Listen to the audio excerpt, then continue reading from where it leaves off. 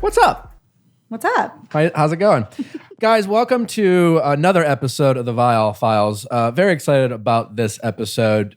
Today, we're going to talk about mental health. I have a very special co-host with me, Alisa Angelone. You did great. Yay! Applause. Nice work. She was really coaching me on how to correctly pronounce her last name. I think we're done here, actually. Immediately, I got nervous and got anxiety about We're going to talk about that too. Getting it right. She is a doctor. She has a Ph.D. in clinical psychology. I do. Do you want to elaborate on that? I know you can make it sound smarter than I can. I have my PhD. I got my doctorate in clinical psychology. My specialty is cognitive behavioral therapy for anxiety and depression. So it basically means I went and did a ton. I have a ton of education after college. I went and I got my master's. I got my PhD. I did an internship. I did a postdoc. All kinds of fun stuff. That is a lot of work. She's very smart. I have so many questions. In the goal, and we're going to bounce around a little bit because I also want to talk about some other stuff that gave me anxiety over the weekend. But my goal, I thought we've talked a little bit about mental health in our previous episodes. I haven't never seen a psychologist. Well, that's not true in the sense that on The Bachelor, the screening process, you have to talk to. I think she's a psychologist. I don't know her medical background, but she is a practicing, I don't know. There are so many different ways you can be a therapist. Sure. So I don't know exactly what she is. And then you always have an exit interview. Yeah. So whenever you get your heart broken or if you end up in a relationship before you get kind of sent on your way, they kind of, so that's my only experience with that. But I thought it would be interesting to talk about therapy in general and kind of get a better understanding of what it is. I think, things like depression, anxiety are words that have become more prevalent and talked about more. But I do think, and I will admit that I think sometimes with people sometimes think of therapy as a sign of weakness. Mm-hmm. I don't even know if that's, whether that's with men or women, I feel like the stereotype might be that women are more open or willing to go to therapy, but guys shouldn't or can. And if they do, then they must be really, I don't know. That's like that's growing up. That's a stereotype that I had about it. Or if I went to therapy, I probably would have felt embarrassed to admit that I have that had Michael it. Phelps thing. Remember that ad that just came on where Michael Phelps admitted that he went to therapy, and that was like a huge thing because men were saying that they could never admit that they went to therapy. So I think that is true, right? That it's a little bit more of a stigma that men can't have mental health problems. When I got my heart broken a couple times before the show. Before the show. And then as the show went on, fucked up about it. My mom was like, maybe you should go talk to someone. I was like, well, what do you think is really? I was offended by the suggestion that I should. There are many. I think there's many reasons why. I think people feel uncertain. They're not clear on what therapy is, what it will look like, what kind of questions they'll be asked, what even the room will look like. People have kind of an idea of it as being this Freudian, you lay on a couch and somebody just listens and you just have to blabber on. And that's not how all therapy looks like. That's not what all therapy sessions are like. And I think there's extra, on top of that, there's the added idea that men aren't supposed to feel their feelings. Societally, men aren't supposed to expose and be open and be vulnerable with their emotions. And so thinking about going to a space to talk to somebody about those emotions or those vulnerabilities feels hard to do. It feels hard to start that process to say, I'm going to go to a therapist, I'm going to talk about what's bothering me versus I'm just going to kind of stuff it in and hope that it resolves. Nick, how come you've never been to a therapist? I think maybe part of it is probably that. I grew up in the Midwest. I think it's like, I moved out to LA. Everyone talks about therapy. It's like, like your therapy is like you have an accountant, you have a lawyer, and you have a therapist in LA. Yeah. That's not the case in Milwaukee. I think definitely growing up, there was this, I'm not crazy. You know, that's crazy equates to therapy. I think that was like the perception of like, I have problems, but like, certainly I worry about things. Like, this is like probably my brain thinking like, well, I'm not crazy. Oh, I definitely feel like that's probably a stereotype that still even exists to this day. And maybe play, you know, especially, I don't know how other men feel about it, but I definitely, I know I probably would have been nervous to. I actually did my dissertation on stigma around mental health, and I would say that people are hesitant to go because they're worried that there's something kind of wrong with them, or maybe that there's something not wrong enough. Whoa, what does that mean? Like you're saying, like, I'm not crazy, so I don't need a therapist. No, what does not wrong enough mean? That's what I mean. If I'm not crazy, then why would I need therapy?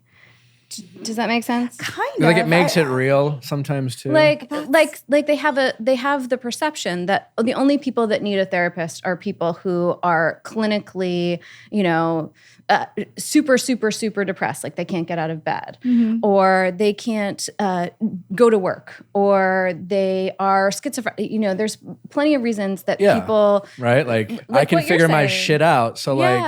I have to tell you guys, the first time I went to therapy... The first time I sort of thought it was strange. The second time I had this sort of realization, like, I can talk about myself for a full hour and someone's going to listen to me. And it was amazing. Like, a lot of people find it freeing. The idea that someone's going to listen to me talk for an hour and I can say anything I want was unbelievable. But maybe this is sort of, I'm from California. I'm from this sort of very open house where we talk about everything. You know, it's a very different dynamic. I learn a lot, you know, on this show about, you know, people from other places and people from the Midwest. It's very different. I didn't know that. I think maybe that's why, because I liked being, but I kept going back on the show. It's like a therapy session. I'm looking at a few cameras. You're on the other side of the camera, and be like, "Well, how does that make you feel?" Well, let me tell you. I'm going to tell you right now. Well, how did it feel to tell them?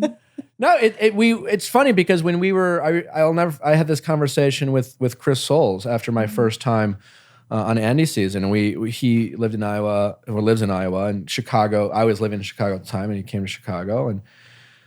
We were kind of talking about how, like, you know, I remember asking, you know, I don't know if he asked me or I asked him, but it was like, hey, do you kind of miss it? You know, like being in that crazy world because it was like, it was this ability to like, it was the ITMs we talked about missing. The ITMs are like the in the moment interview that no matter whatever you're doing on these dates, you would then go take a time out and you would sit like this in a camera, and the producer would be right there, and you would have a conversation. You were like, sometimes when you do like pickups, and they would, okay, fine, like we need to talk about, you know, like your hometown date or whatever. But lots of times it would be like, you know, that's, you know, producers get their job. They just get you to talk. And it's like, wow, they're like, let me tell you a story, you know? Let me tell you a story about when I was fucked up and I was vulnerable and we're not going to record anything I'm saying. That's how they get you, right? Because you're like, well, you're being so honest with me right now. Wow, thanks for sharing. And like, we're recording. Oh, you're going to say that? Well, let me tell you my truth, you know, like, and then you're like, and you watch the show, but like, I was just talking about this thing and I was relating to him and I was like, what the fuck? And like, you know, but there is that vulnerability and openness feels free. Other people feel vulnerable and open. But also to that point, Chris and I talked about how we missed it because it was good to get things out. Yeah. It was good to like, be like, well, fuck, I'm just gonna cry right now, man. Like, and everyone around me is like, oh, what a beautiful moment. Way to go. We're gonna play some real shitty music when we play it back. But you don't hear that when you're recording it. Yeah. Right now, you are the man. You're the man. Well, it's kind of freeing to be able to talk about your emotions. We're able to talk about the health of our bodies. We're able to talk about medical problems that we have, medications that we're taking. We get to talk about all of those kinds of things. They're not stigmatized. You shouldn't feel stigmatized about what's going on in your head, what's happening with your emotions, what's happening with your thoughts. That's also health. We call it's mental health. It's also a part of being able to feel good.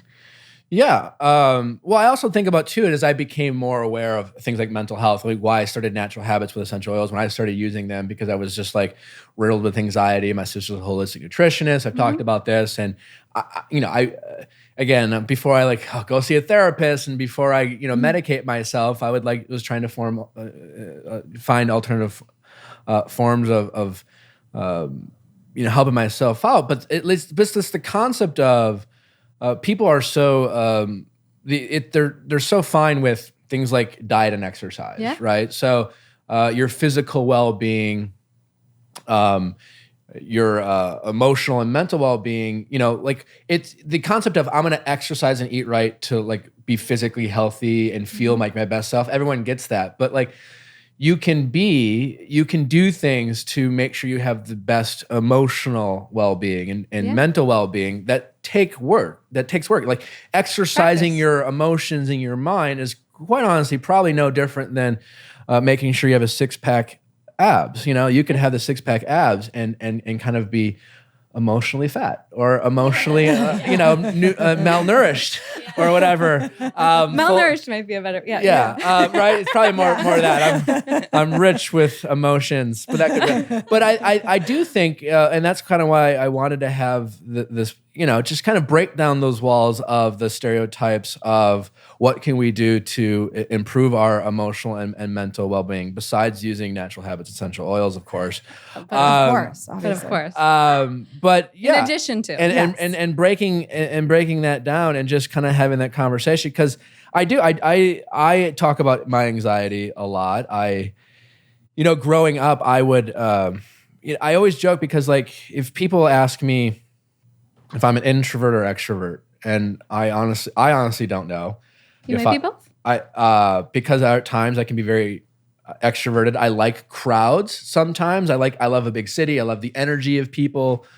And then sometimes when I'm in crowds, I feel like I'm suffocating and I can't talk to anyone. And I have a bunch of people walking up to me saying, "What's wrong with you? Why aren't you having any fun?" And I just will tense up and I feel like my chest it's going to explode. And then sometimes I'm I just have to leave. And I honestly I think to myself, I don't know why I feel this way. I don't know what's going on. I can think of maybe a few things that I'm worrying about or something, right. But generally it's just I don't know why I feel the way I do. But I do think that sometimes I start feeling better when someone around me is willing to take the time to talk to me or whatever it is, and then I will feel better. Well, we try to do kind of our own brand of therapy with our friends, right?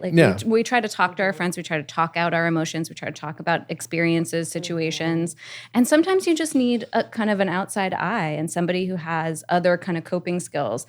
And talking about it with your friends is fantastic. It's wonderful. But at times you need somebody to kind of come in almost like a trainer to tell you to do stuff that you may not have thought about. Friends can also give you bad advice. They can absolutely give you bad advice. And you can get set in a course of co-rumination. So just dwelling on the same stuff over and over and over without any productive. I'm a dweller and I loop. Yes, rumination. That's what it's called. That's what it's called. I will get loop stuck in a loop and loop and loop. Yep. And loop about and loop. Any particular things or everything. Just everything? Everything. Here's the interesting part about rumination. It'll fuck me up. It's the interesting thing about rumination is it's the idea that you get stuck obsessively kind of over and over in that loop. You get stuck in your thoughts. You get stuck in hypotheticals. You get stuck in what ifs, and you don't get out. And the part of what makes it feel productive is you're I'm thinking about all the things that could go wrong in this scenario.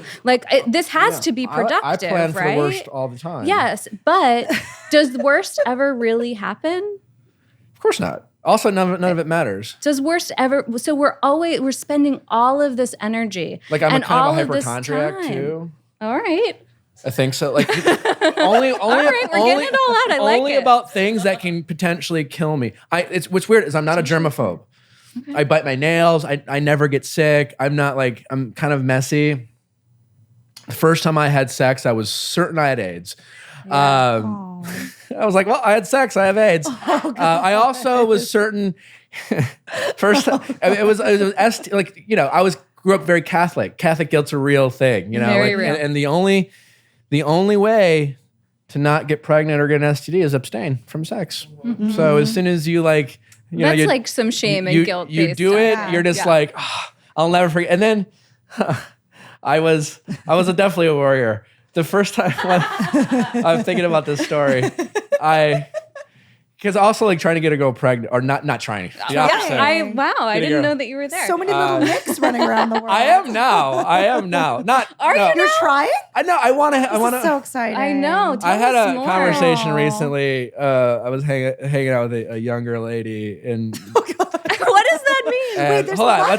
here. Let's stay on track here. There's so many levels. You're that the we one could who's dig off into. track. I don't know I'm what's like happening. shaking right now. He's trying to get a girl pregnant. Okay, She's okay. younger. But I was like, I really want to have a family, and I want to put, like I'm trying to set myself up for success.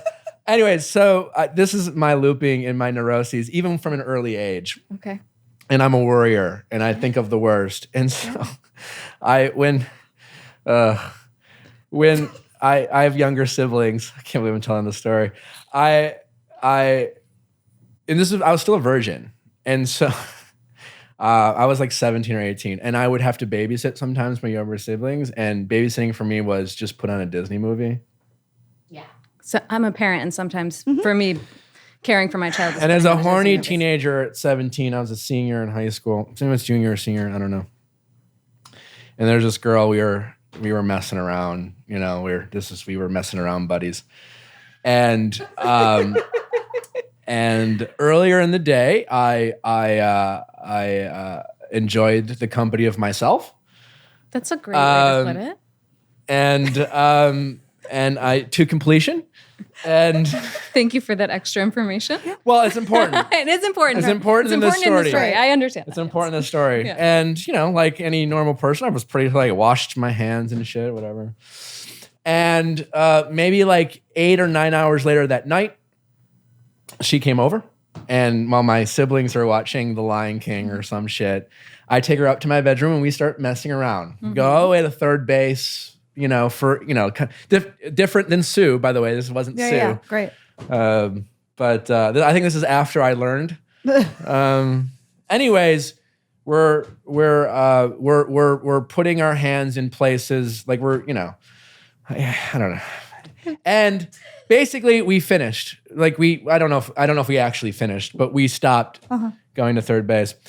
And then, like for whatever reason, like the next day, I was just literally just going about my day, and all of a sudden, out of nowhere, this thought came into my head, and it was just, well, I masturbated in the afternoon, I finished, and then I messed around with her, and I put could she be pregnant? Oh my God. And for at least a month, I was truly terrified that I was like trying to think about like how much did I wash my hands? Did I for the next 3 weeks I'm checking calendar. I would call her up and be like, so how you feeling? I was oh my God, I was like even thinking about it. I was truly terrified. Yeah. And just thinking about like all the shit of like if I latch on to a thought, whatever that thought is, I can snowball that thought into an atomic bomb. That's kind of twofold, right? About how sex education has really failed you, and then also exactly about yes.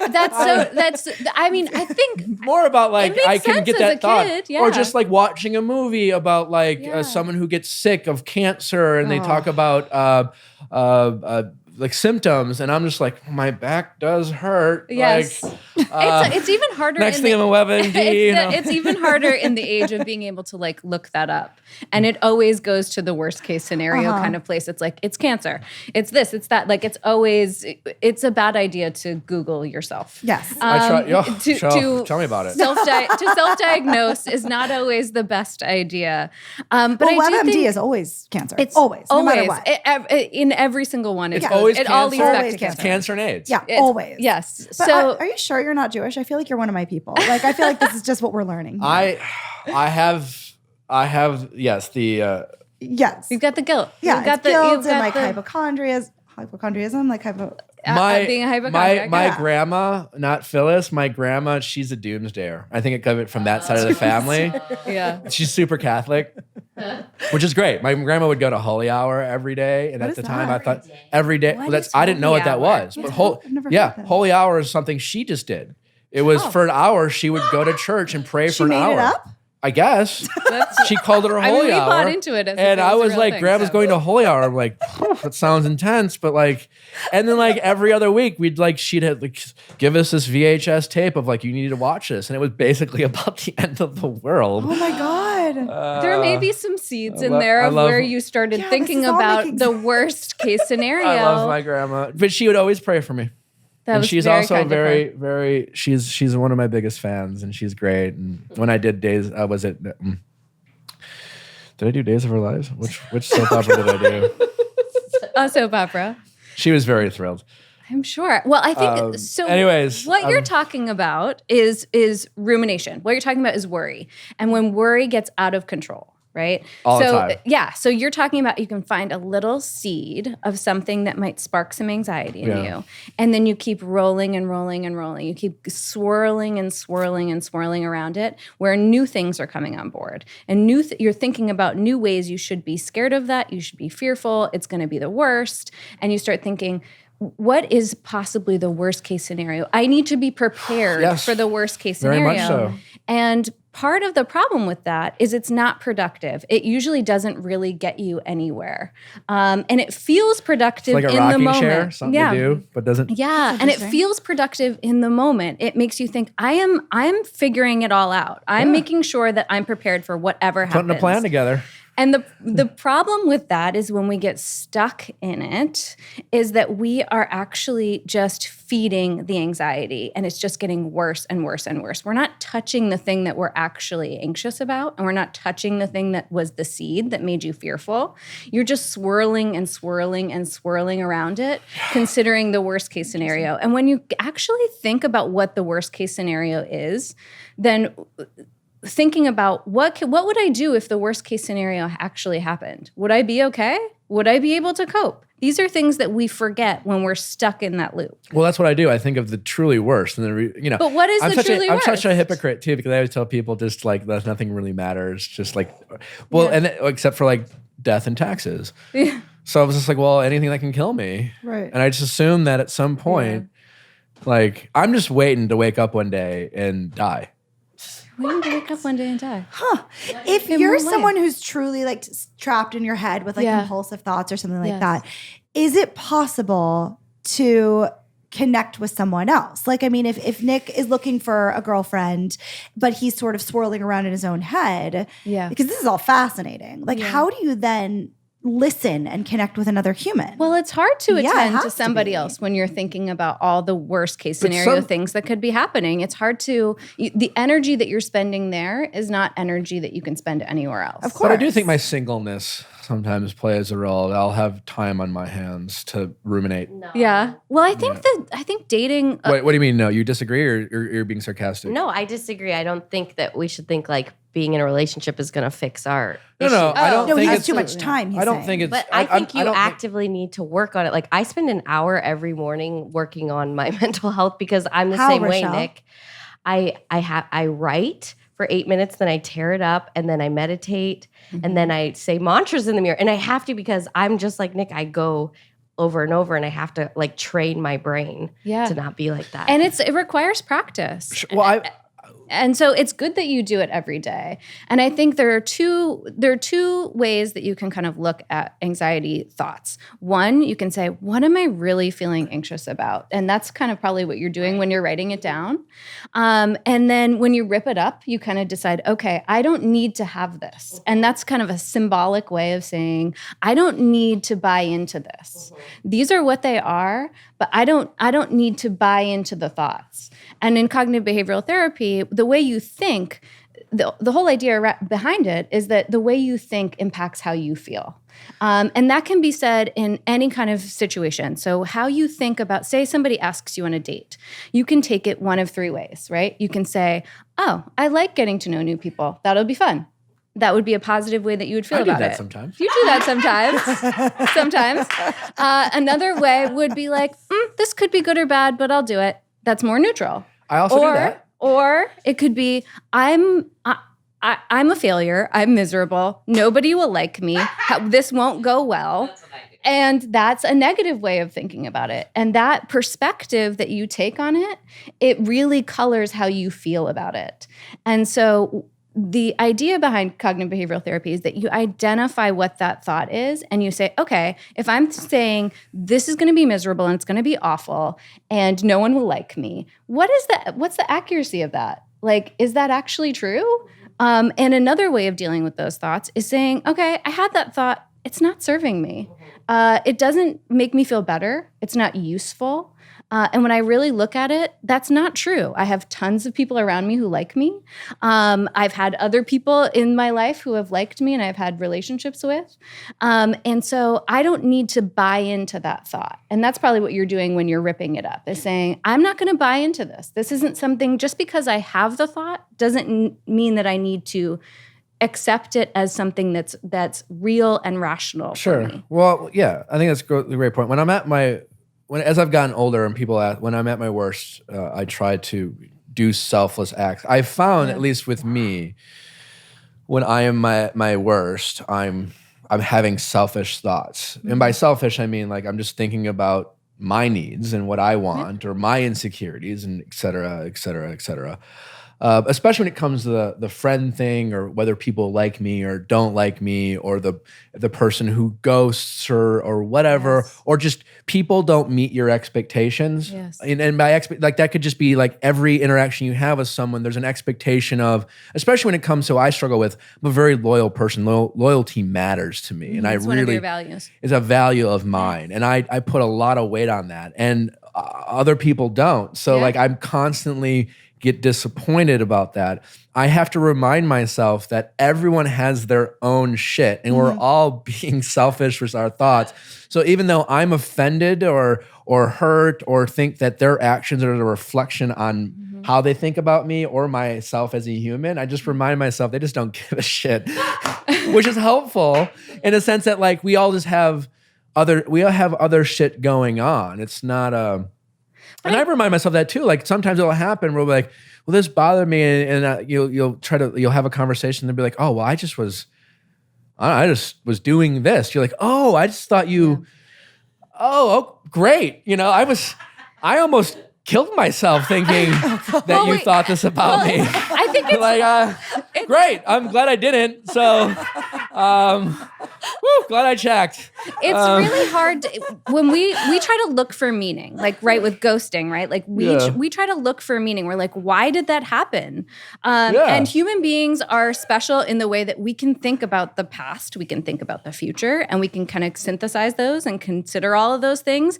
And so when somebody disappoints us, when somebody's not loyal, when somebody just leaves, or even when they don't, when we might misinterpret the way somebody's feeling, we have an automatic response to just look inward, to be like, what did I do? How did I screw this up? Like, why is it my fault? Well, the problem is like control what you can control. So what can I fix? What can I do?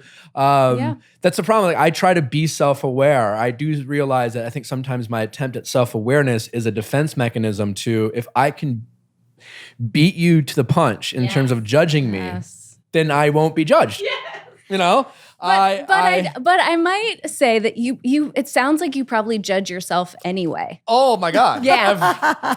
It's an actual thought of like, well, I'll just hate me first. Yeah. And that way, but how is that working for you? But if someone's like, well, you're annoying. I'm like, no, I know. Yeah.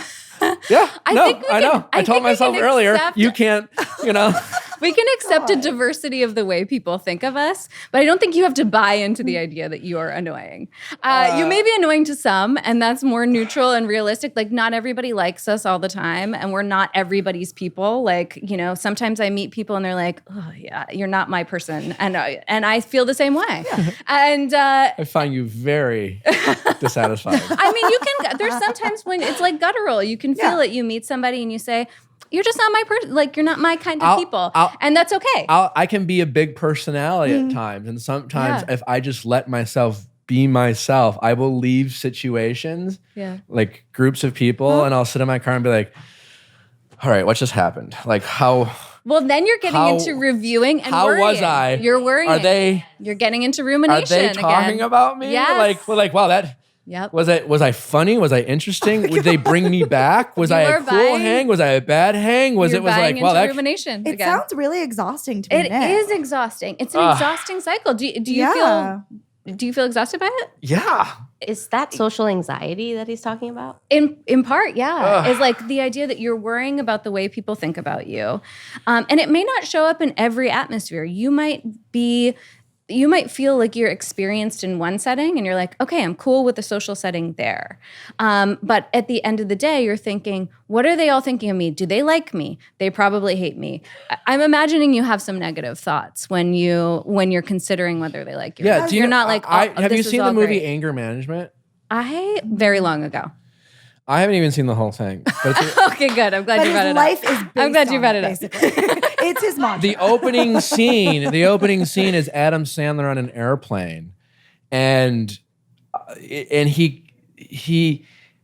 air it as if in his state of mind, he's very calm, and everyone else is like kind of like, why are you acting this way? Yes, kind of like it's just like he. And I constantly, often in my life, feel like it's like, is everyone else taking crazy pills and I'm the sane person? Or am I the crazy person and I don't understand what everyone else... What if neither of those are true? I don't know. What if neither of those are true? Has this all gotten worse since you've had pressure as a celebrity? That's a great question. No. Really? I've always been this way. With me, the whole joke is like, I get defensive, like, oh, fourth time's a charm. Nick's been on the show forever. Right. Well, you know what? I haven't. But more people have been on since me. But like, because I was such a prominent character in every season, I was like, there's this Chris Bukowski guy, but kind of kept going on as like jumping the shark. They just bring him on for an episode, just like a gag. But like, I was... the perception was I just kept going back on the show in this desperation to find love. I have this anxiety about like, for someone who goes on the show, like I definitely judge myself for having gone on the show as many times. How do you judge yourself? I'm like I've said this on other episodes. I'm always worried about when it comes to me dating someone. I'm not worried about the fan. I just assume the type of woman I'm interested in would, and I've always thought this. I remember thinking about when Andy broke up with me, what my dating life might be like going forward. Mm-hmm. And I remember thinking to myself, the woman I'll be interested in will either not give a shit about the show, will be generally indifferent, or judge me for it. And judge you negatively is what you think. Won't necessarily be like, oh my God, you were on the Bachelor? That's so cool. Like I assume she wouldn't have that, right? But maybe it's just a part of your journey. Whether they think positively about it or negatively about it, or enjoyed watching it, or it's disliked you in viewing an edited version of you.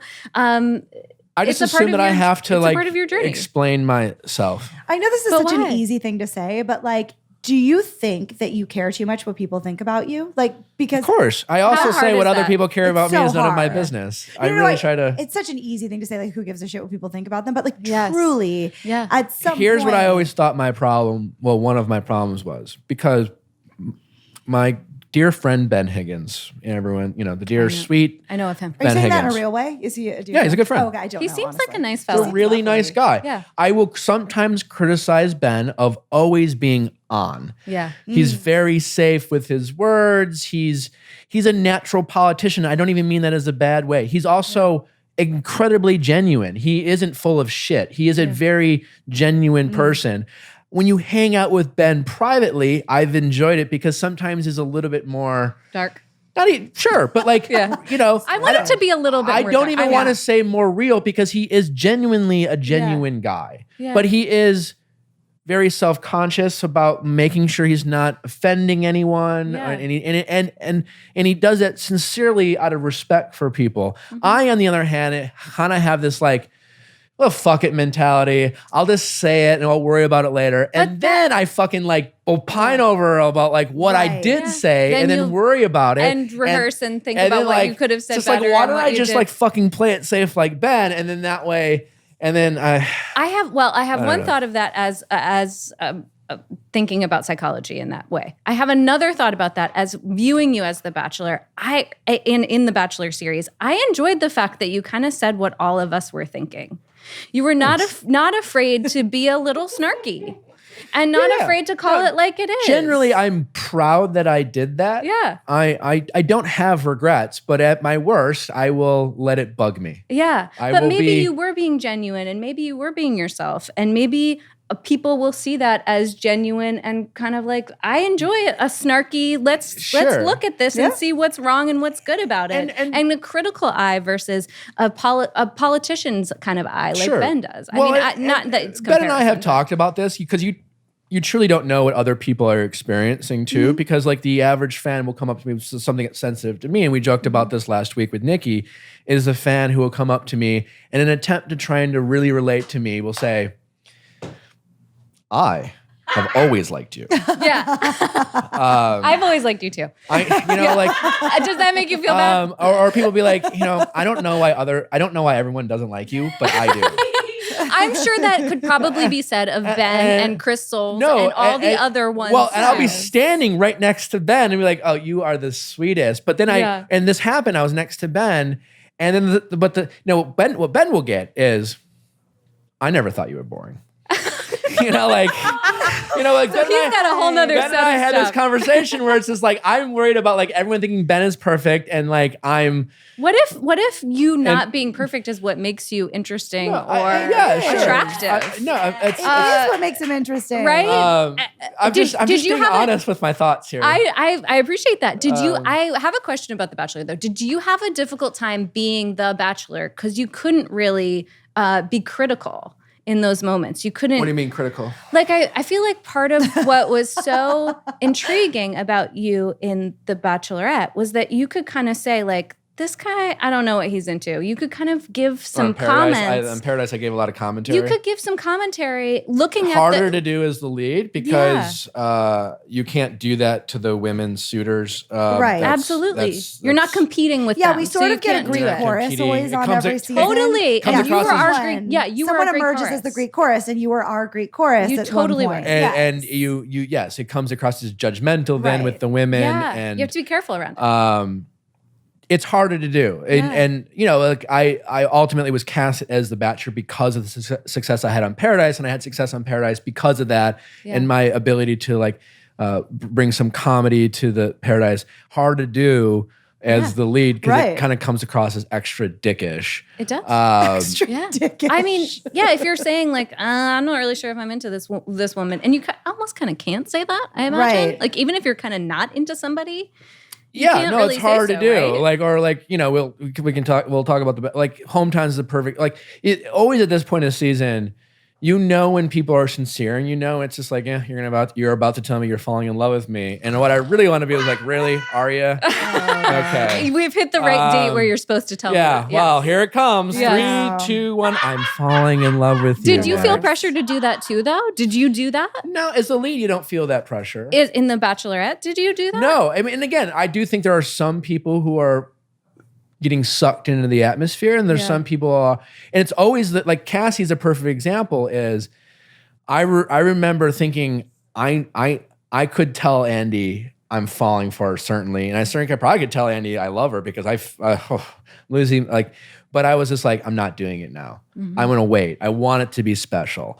With Andy, I actually told her in the ocean when we were off mic and we had to re-record, like what you saw, if you were to go back and watch Andy's season, my affirmation of I love you, we redid. How awkward. Was it awkward? I still killed it. Humbly speaking. No, because I wanted to, it meant a lot to me. I really felt those ways. And I remember like being in the ocean with her and we were, it was a really hot moment. Did she say it back to you? She actually said, and this was part of the whole like me being all fucked up about it because we were off mic and I said, I love you. And she goes, I wish I could say things back. And I took that as, okay, like we're off mic. So like no one is even hear me say this, but I wish I could say it back, And I was like, she loves me, but I think, so I think there's some people who really feel those feelings, and because they know they feel that way, they don't feel pressure from producers or whatever, because it's like, I know I do. It's sincere. So I'm going to do it when I find... It's not a move. It's not a move. How they feel. And, then, sometimes there will be the, you don't want to leave with any regrets. So you don't want to get sent home. And my response was always like, well, if she sends me home, then I don't want her to keep me around because I've said I love her. And clearly if she sends me home, she doesn't love me. So I don't understand that logic, but sure. Also, I was like, I'm not going home. Like, not until the end. Not until then you'll go home. We know my role. Like, I need to get some good night rest, and I do that with my Casper mattress. Yes, it's truly comfortable. I have had some of my lady friends compliment me on the comfort of my mattress. Specifically, what do they say? And I'm like, well, just so you know, it is a Casper. Casper products are cleverly designed to mimic human curves. That's what I told them. Like, did you know that both my mattress and myself are trying to mimic the curves of your body? Wow. I just came up with a slogan for them. You won't get ghosted on a Casper. Ooh. Ooh, that's pretty good. That is great. There's no way they could back They up provide that the claim. supportive comfort for all kinds of bodies, as do I. The original Casper mattress combines multiple supportive memory foams for a quality sleep surface with the right amount of both sink and bounce. Breathable design, and that's important because I never get hot on my mattress. It's very comfortable. Today? No, you want to, some mattresses will absorb your body temperature, and like at 2 o'clock in the morning, you're tossing and turning because you're too warm. Do you get really hot when you sleep? I can. Oh, yeah. So this is really good for you. It helps you regulate your body temperature. So it's great. There are over 20, you don't have to take my word for it, with over 20,000 reviews and on an average of 4.8 stars over Casper and Amazon and Google. Casper is becoming the internet's favorite mattress. It's convenient. It's affordable. The prices, there's no middleman with Casper. So you have very affordable prices. They're not artificially, the prices aren't artificially hiked up because sometimes, you have to go to like a middleman or a distribution center. It's hassle-free. If you're not satisfied, you can send it back completely hassle-free. And the best part, it's delivered right to your door. It comes in this box. Then you think to yourself, how can this be? Oh, it's one of those unfold a very comfortable, supportive mattress that mimics my body. Wait, does it? And then you open it up. It's like, and it's just like, it's really cool. It just balloons up to a nick. It's a nick. Yeah, it's not a square or a rectangle. It's a nick. You can sleep with a nick vial. You can be sure of your purchase with Casper's 100-night risk-free sleep on it trial. You can sleep on it 100 nights. And if you don't like it by night 99, send it back. You're not going to do it. You're going to love it. And so will she. How do you get Casper mattresses? Go to casper.com/Viall, V-I-A-L-L. That is casper.com/Viall. Use promo code Viall, V-I-A-L-L. Get $50 towards select mattresses by visiting casper.com/Viall. That is V-I-A-L-L. Use promo code Viall at checkout. Terms and conditions apply. Again, $50 towards select mattresses by visiting casper.com/Viall. $50 off, people. Sleep well. Alisa, I have a question for you. Yeah. So with all of these, this talk about, these thoughts that swirl around in Nick's head, which seem very exhausting. Do I need therapy? That was not my question, though. Yes, that was the second question. But what are some coping tips? What does someone do now with this? Yes, therapy, obviously. Therapy is a great option. But during the day, what can Nick be doing other than rubbing oils on his head? That can help too. Yeah. Anything that... No, I'm not. I'm sorry. But we all do that. We all use natural habits. I started meditating. Yes. Meditation is great. Relaxation, which may include oils if that's your jam. Mm-hmm. But also challenging your thoughts and thinking about what whether... does that mean? Challenging your thoughts is the idea that you identify where this started, right? You identify what you're having. If you're getting in your car and you're saying, they all don't like me. I just left that and now I'm swirling the drain on whether or not they enjoyed my presence, whether or not they thought what I said was smart, whether I screwed up somehow. Those thoughts aren't helping you right then. Okay. They're not, and you can challenge your thoughts in that way to say, did they seem like they enjoyed my company? Would they have faked it? Why would they want to fake it? Have I had this experience before where I thought somebody hated me and actually they didn't at all? Is kind of pushing up against those thoughts and saying, what's the likelihood that all these things that I'm thinking that are the worst case scenario are actually true? Can I ask a question? Absolutely. Okay. So I think everyone walks around with their own thing, whatever it may be, right? So you think yours is the worst, and then we all walk around with our own thing. Mine is not anxiety. Okay. But I Do you want to tell us what yours is? Yes, I have chronic migraines. Okay. But so mine is physical, but not emotional. Yep. But I have a lot of empathy for what everyone's going through. But it sounds to me like that is as exhausting as what he's dealing with. Well, and that's why some people hesitate to do it. They say, if I interact with what I'm worried about, won't that also be exhausting? But actually, the experience of ruminating, so going around and around and around, is avoiding what you're really anxious about. Okay. And so getting into what you're really anxious about, so wondering if people like me, things that are kind of deeper questions like that, are actually touching the thing that you need and becoming more productive. Rumination is an unproductive process where you just go around and around and around. Of course, it's exhausting. It doesn't have an end. It does not have an end. When you challenge those thoughts, then you're really getting to the meat of it. You're touching it. You're not trying to avoid those experiences or those feelings or those thoughts. You're actually going and meeting them and seeing if they're actually scary. And most people realize when they actually touch those things that they're not scary. Another way you can deal with it is I kind of think about it like the Marie Kondo. You know, have you all watched Marie Kondo? The art of tidying up. The art of tidying up. I've not. It's on Netflix. It's on Netflix. It'll change your life and your closet.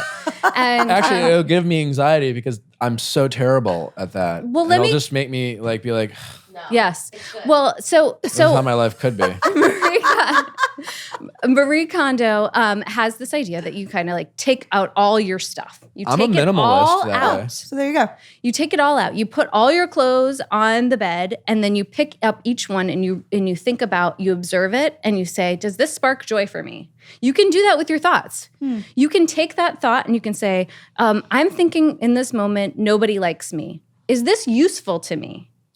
Can I? Is this, if it's not useful to you, letting it go and using tools that you use in meditation, mindful meditation, then you kind of just say, this isn't useful to me. I don't have to buy into this thought. I don't have to engage in this thought. I can let it go and move towards whatever it is I like doing. What about the illusion of usefulness, like drugs? And I mean, what I mean by it is like, I am addicted to proving people wrong.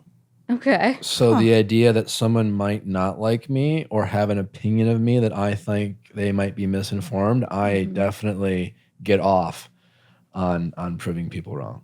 Which I need to know more about this. So how does this relate to a drug? Is what? Well, I think it's like a drug. Well, like it's a drug that I feel like you're addicted to it. I get off on it. Okay. Just like I literally get a high. What do you like about it? What do you like about it? Being right, I guess. I don't know. Being right. I don't know. It's just like, again, my whole life, you asked me like, has this always been the case in the show? I've always been unique. And I don't necessarily mean that positively. I've always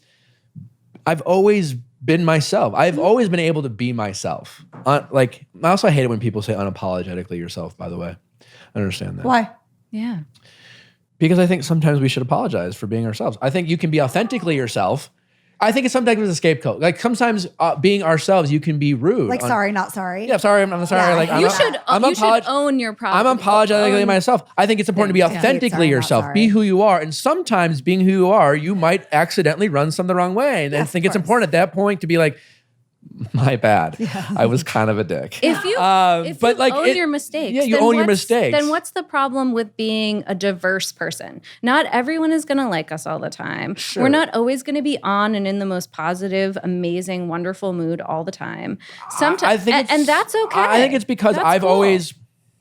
How do I say this without like sounding cocky or whatever? You can sound cocky. When growing up, and I talked about this, like I have been complimented for my looks at times. I'm tall. I get And at times, and I've said my resting gaze can be unpleasant. I have sometimes resting bitch face. I can be aloof. I can be in my head. I always can be in my head. So when I'm in my head and in public and I have a resting gauge, I look cocky as fuck.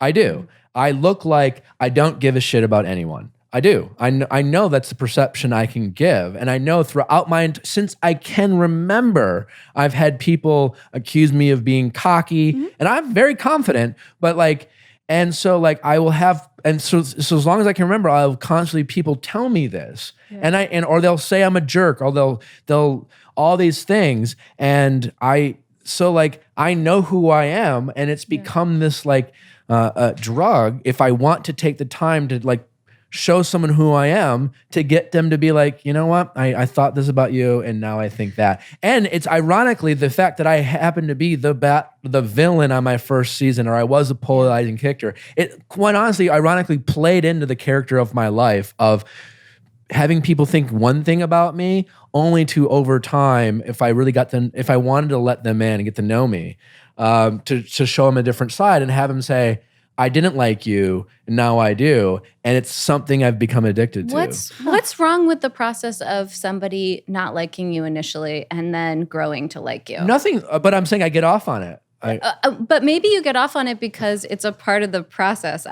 I'm not sure exactly where it's coming from for you, but maybe the part that feels good to you is saying, when I left that situation. It's like, see, I'm not a piece of shit. When I left that situation, I thought you thought I was an asshole. And now I can go back and prove you wrong to make me feel better. But maybe it's okay to just have a resting, I hate the term resting bitch face, because I think that's the way your face looks. It's kind of like with women, dudes come up to you and say, smile more. And you're just experiencing that. They fucking tell me that all the time. You're just experiencing that. Why aren't you having fun? Like, smile. You should have more fun. It's like, I'm just going about my life. It's okay for me to look like neutral. It's okay for me to look neutral.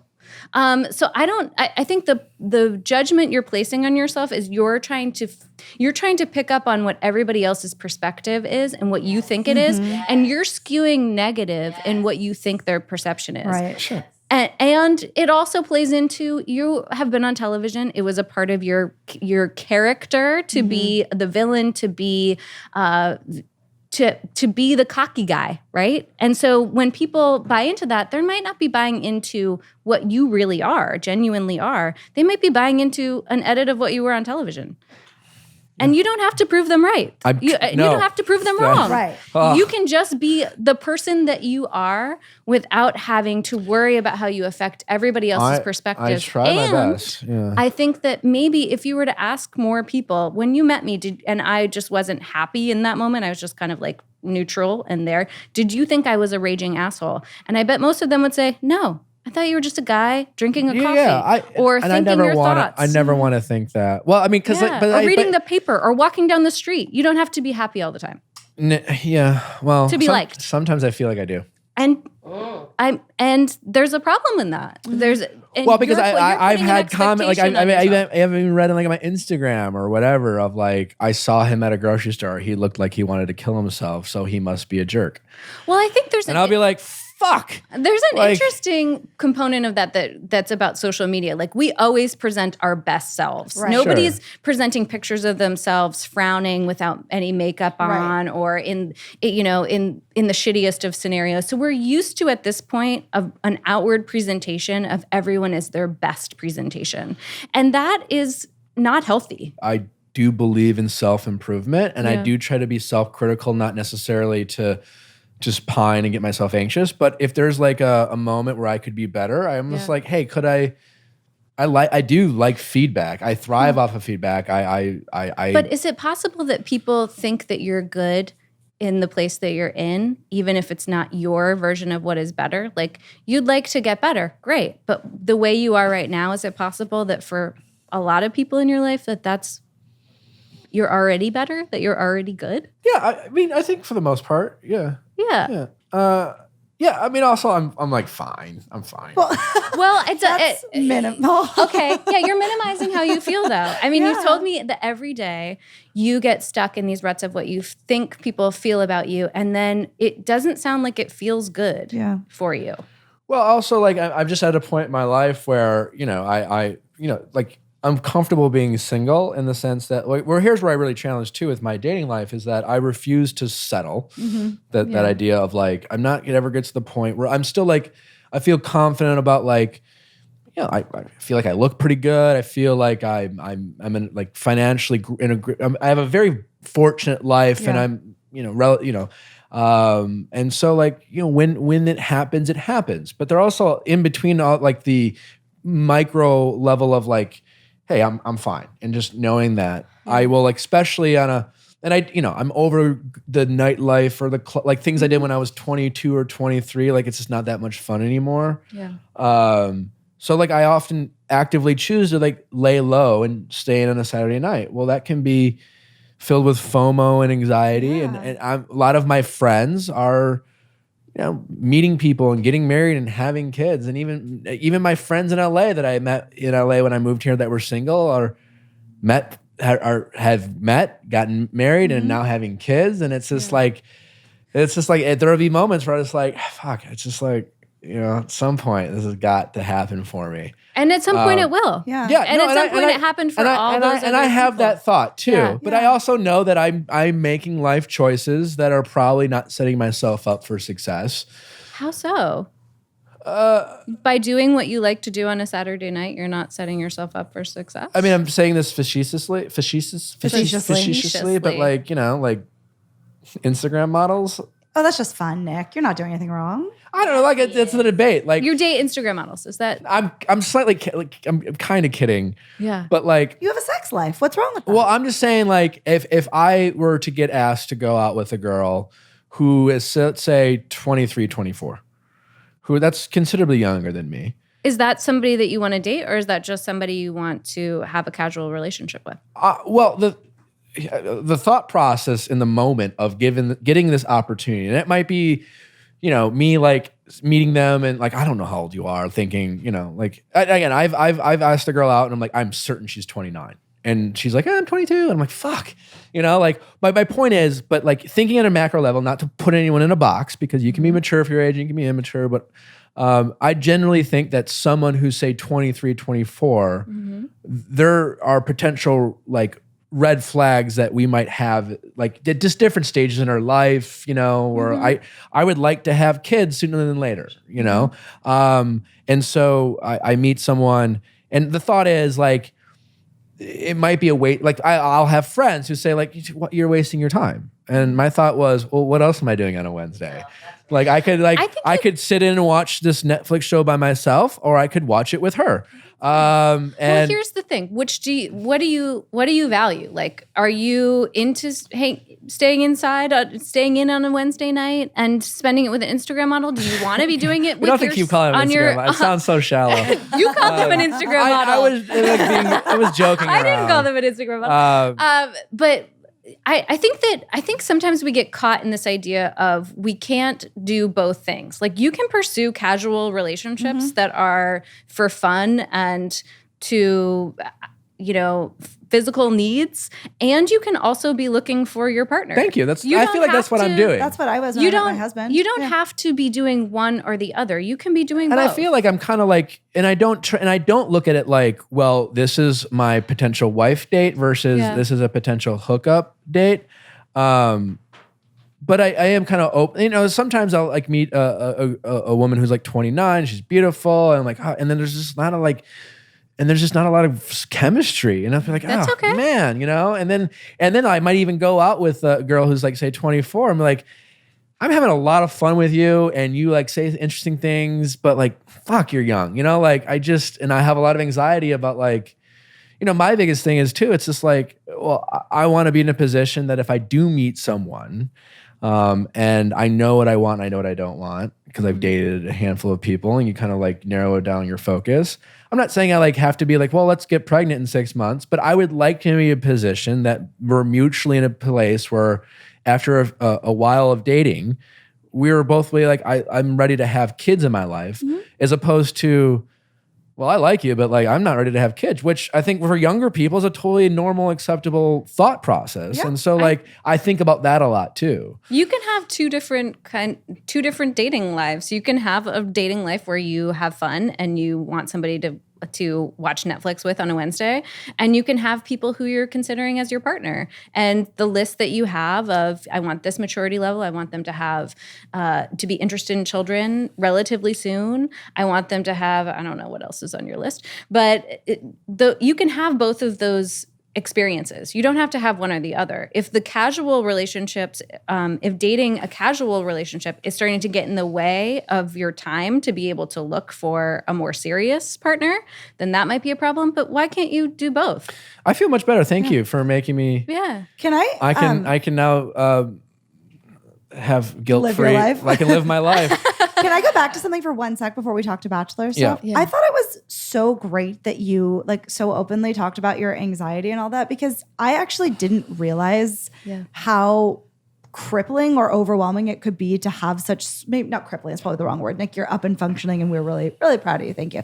But I mean, but internally it can be. I want a trophy. So overwhelming because, you know, my dad always said to us, he said, if people don't like you, fuck them. That was sort of his like party line, and is already his party line. And I do think what other people think of you generally is none of your business. It's none of your business, but Nick's first guest, Ashley, is one of my best friends. And she sort of laughingly always says to me, you know, Sam, people don't really like you. And it's fine. I don't give a shit. It hurts a little bit. It doesn't to me. It really doesn't. It's the perspective you're taking. It's the lens you guys are seeing it with. And to me, to know that to someone else that is overwhelming, it's such an interesting conversation and so important for people to hear. Absolutely. Because for someone else who's listening, it might be so overwhelming. Absolutely. For me, I truly don't give a shit. Like, I don't care. and I think it's dimensional. I think that there's a whole scale. There's some people who don't give a shit. Right. There's some people who give a shit sometimes, who think about the worry thoughts sometimes. And there's some people who obsess about the worry thoughts all the time. And I think that therapy can help a broad dimension of people. If you're feeling like you're getting stuck in your thoughts and it's spending time and it's energy that you're doing, that you're having ruminating is exhausting, or you could be doing something else with that time, you might want to go and talk to somebody about it. You might want to go and see a therapist about it, because it's hard to get stuck in those thoughts. And sometimes you need an outside perspective to kind of take a look at what those thoughts are. It seems like objectivity, right? Absolutely. We get so stuck in our own stuff because we've been rehearsing it for years. You've been rehearsing it since you were 10, you said. If I practice other things as much as I practice worrying, I would be... Yeah. So Olympian, probably. And zillionaire. And you have to practice not buying into those thoughts. You have to practice thinking about it from another perspective instead of getting stuck in worry. So as much as you've practiced that over time and it's become automatic and it just happens just like that. Yeah. You also need to practice and exercise the muscle of being able to challenge it and not get stuck in it. And that oftentimes... I just try to check out. I'll fantasize about being lost in the wilderness in the middle of winter, and that calms me down. Perfect. Really nice. Visualization. That works. And I think the idea that knowing that everyone has their shit. Everyone's walking around with something, be it mental health, whatever. So mental health is not stigma. It's nothing. I mean, it's someone has someone's leg hurts. Someone has mental health, and anxiety is so normal. It's we all have it, and it's actually from an evolutionary perspective, it helps us get out of danger. It clues our body that like there's a threat somewhere. The difficulty for us now is that we think so much about the past and we think so much about the future that we kind of get stuck in thinking about, what do I regret? What did I do before that's making me worry now? Or what is it going to look like in the future? And what should I be worrying about then that I haven't started worrying about yet? What do I need to rehearse for? And so it's hard to actually focus in on the present moment and be present in whatever it is that you're doing. When you're worrying, you're not being present. Right. You're not experiencing your life the way you want to. And so it's hard to become unglued from those thoughts. We've had them so much that it is very difficult to take a step back and look at them from a very objective point of view. Right. And that's why the help of a therapist can can be amazing for people because I've never thought of it that way before. I've never considered it that way. I've done this my entire life, and I've never really thought about where that is rooted in, or where I can say, maybe that's not accurate. Maybe that's not rational or logical or realistic for me. And so I think sometimes we need that help. And anxiety is normal. It's normal. Sometimes it just takes a lot of time out of your day. I'm normal. You're normal. You're normal. This has been awesome. Yes. Thank you. Well, let's before we get into some fan questions, now since we have the expert here, well, a little Bachelor talk. I don't know. Oh, I love Bachelor. Tell us who's crazy from a diagnostic. I as a fan, I don't enjoy hometown. I love hometown episodes. I love them because you get to look into their family life, like the presentation that they've been showing. I find it to be camera. so disingenuous. Oh my God. How so? Tell us from the inside. What is it really like? I think it's just as the lead, it's the hardest week. I think because there's a lot of anxiety about you feel like you're full of shit. Yeah. About what? Why are you full of shit? Because it's such it's one thing to have a bunch of people who the whole moniker is like you know what you signed up for, right? Yeah. So all these women have signed up to be on TV in the pursuit of like love, whether they knew Colton was going to be the Bachelor or not. Their families didn't necessarily sign up for it. Every family's involvement varies in terms of like. Some it's like, hey mom, by the way, I'm going on a show. Bye. Like literally those are some conversations. Other conversations, I'm sure like families are very involved and throughout the casting process. They know the whole time they make this decision as a family to like you should go or whatever. And like I said, like no lead's gone into hometowns in a 4-way tie. Like it's just, like you may not have made your decision, but you may have strong feelings for all 4, but it's not a 4-way tie. Right. Has it changed the way people think of each other though? Like, because as a viewer, I see it and I think, well, this actually grounds them. Like I get to see what their mom looks like and what their house looks like. The casting or the cast? Yeah. So the actual contestants, I feel like I get to know more as about a cast them. member. It's a great week because you're in control a little bit. I mean, it's emotional. You fly. I'll never forget flying into Milwaukee for my hometown date on Andy's. Was like it was a struggle too because I was feeling the pressure of the guys like being mad at me, and it was just good to be home and see my friends and show Andy. It felt personal, And so from a cast member, it's great. It's fun to do that. And I just think every family's different. I come from a large family. I thought some of my siblings were great, and I think some of them are just annoying and shitty, and asking Andy annoying and shitty questions because they got caught up in the TV aspect. It's fun. Like I will never Raven's family was great. Her dad was a cancer survivor, so that was really amazing news that she got to hear, and it was really emotional. And I'll never forget like Raven's mom, the sweetheart that she is. Like she's a fan. You could tell she was a fan of the show. So like Raven's dad was very stoic, and it's just like the whole.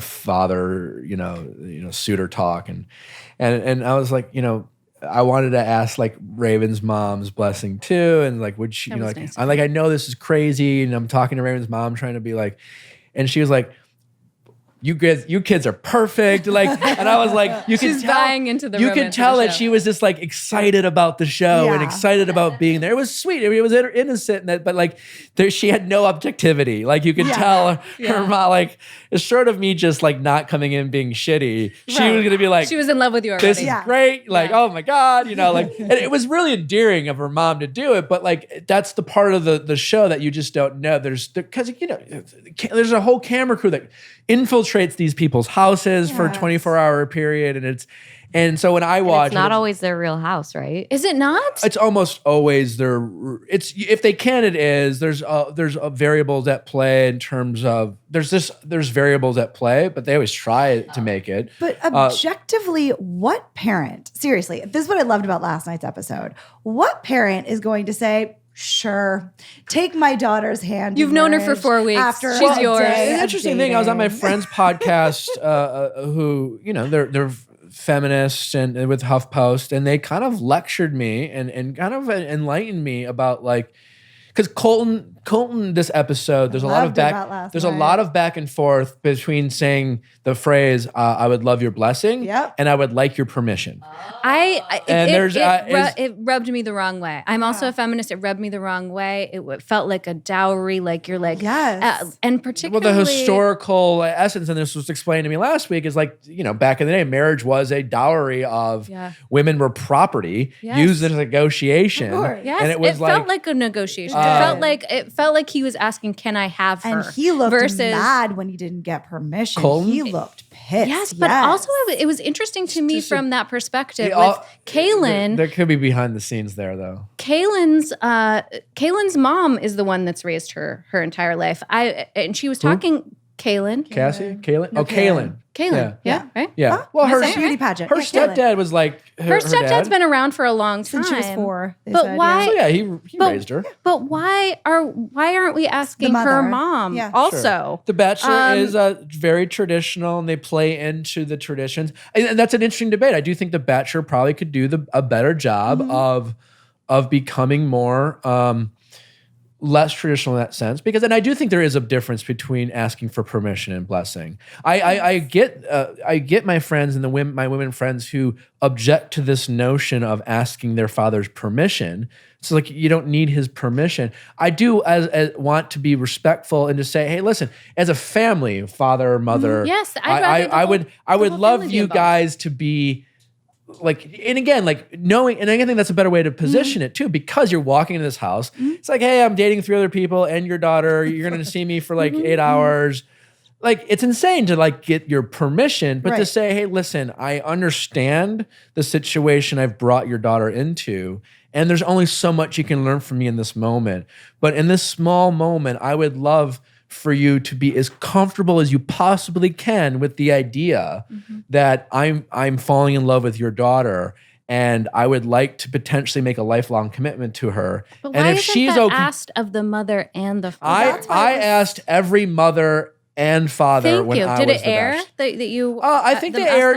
Too? I don't remember. I think they aired me asking Vanessa's mom, and I know it was really important. It was personally important to me, just because I kind of knew where my heart was leaning in that moment. And her parents were divorced, and I knew she was just as close with her mom as she was her dad, and it was very important to me, just because Vanessa kind of described it as it's an important blessing to get. Yeah. So it mattered. And did you know you were going to ask her? Already? I was definitely leaning that direction. Did you know that was the one that mattered? In the moment it mattered, you can kind of tell. I don't know what Colton's going to do, but it certainly seemed like he cared about Cassie's. Yeah, that's why he looked so pissed at the end of that. When Cassie's dad, which I really respected, was like, absolutely. Her dad handled it awesome. Her dad was great. Beautiful family in the history of I know the sisters. Oh wow. I mean, that family is just. And then when she marries Colton, who looks exactly like her father, they're going to keep having those babies that look exactly like this They're family. going to keep that life. I think her sister's dating Greg Sulkin, the actor. Oh, I love Greg. Yeah. Yeah. I can't remember what Greg's on, but he's lovely. He's the loveliest human ever. He's attractive. Wait, question for you. So when you meet your person, Neil Lane, when you and Neil get married, how do you do it this time? Do you ask the family? Do you ask anyone? Do you pull the father? What I do? Yeah, next time when it's not on TV. I have. Obviously. He's attractive. He's very attractive. Yeah, he's lovely. Or when you and Greg make it. No, I'm not. What's the plan? I'm not checking them out. It's like, you know how women check other of course, we other all women. Look at each other. I'm a competitive person. It's I could see that in you. I saw you judging yourself against him in that moment. Again, let's talk about whether that's a useful thought. Alisa, he's attractive and you're attractive. Both can be true. I remember the first thing I ever won. It was a coloring contest in the first grade, and I remember thinking, this winning thing and being the best is awesome. But can't we all be the best? I'm just saying it's something it's been a blessing and a curse. This is such a weird personality thing. So we're born with these personalities, right? Or partially made. I'm not a competitive person. So I'm seeing I'll never forget that moment. I'm sitting down as Mrs. Tripp's class, and she walked in, and I remember that I won the coloring contest because it was stained glass windows, and I was the only kid who each individual little section, in church, multiple colors, as the other kids that just kind of drew it in. And I just remember getting complimented and praised for my coloring abilities. And I was like, I am going to do whatever I can to win everything I can ever win for the rest of my life. Maybe you also just like praise. Yeah, you do. I fucking love it. Maybe you don't need to compete. You can just have praise. Like, maybe you're attractive, people he's attractive. around you Both. who just tell you how lovely you are all the time. Both. Anyway. And not either or and. So to answer your question, Oh, I yeah, don't next know. time? Honestly, I don't even think about that. I really just, I know I want to meet someone and have a life partner, and I know I want to have a family. And I guess it's weird because I'm very traditional and marriage has always been a big deal to me, but I honestly care less about marriage than I do about, and I'm not saying I don't want to get married. I don't even think about like what, if I were to meet someone, fall in love and say, this is who I want to spend the rest of my life with, I would handle it that way where it's just like, I would probably still traditionally go to her family and kind of let them know this is what I want to do. And and it would be both parents. And if their parents are divorced, like the first time I got engaged before the show, her parents are divorced, and I called both of her parents separately and just asked, I don't know if I said permission or blessing. I probably said blessing, but I think I would do the same thing and just say, hey, I hope, ultimately it's her call. But I would love for you guys to be on board. And I hope that I can be a part of your family. Yeah. Hometowns are tough, whatever. I just find, I love hometowns. It seemed so scripted every time he looked at them and said, I think I'm falling in love with you too. It did. Like, oh my God. Well, it was a weird, because I always, when I was the Bachelor, I would joke, it was like the falling in love line is a tool. Because it's the most meaningless, subjective thing you can say to anyone. And it's a game. Well, there's like, you don't say it in real life. I think I'm falling in love. I'm falling in love. I love you. I'm in love. They're like, what is that all? Like, none of it really means anything. Then I love you. Right. Yeah. Either you do or you don't. Like other than that, it's just like I can walk down I could go on the street and go to the line of Chipotle and to literally tell everyone, I'm in the process of falling in love with you. And technically it's kind of true. Like, they're great shoes. Well, at this point, I could be falling in love with you. It's a game, and people know when to use that chip. I feel like there's a lot of chips in this game. I felt like that this episode. There was a lot of they disclosed something at the. I thought that was interesting how he did that. I didn't like that. He didn't say it to Kaylin though, did he? He did. No, he wanted to. He said it earlier. That was to Cass. That was the one relationship where you see Colton like. They're setting something up. I don't know, but like this whole like the fence jump. But like he is. Is she going to be the fence jump? When it comes to, I fucking hate the fence jump. They're just teasing. It's the only reason I'm watching the show is to see what the fence jump is about. Right now, you basically have there's 4 relationships right now, right? You have 3 relationships of 3 women pursuing Colton, and you have 1 relationship of Colton pursuing a woman, Cassie, and that at least that's how it comes.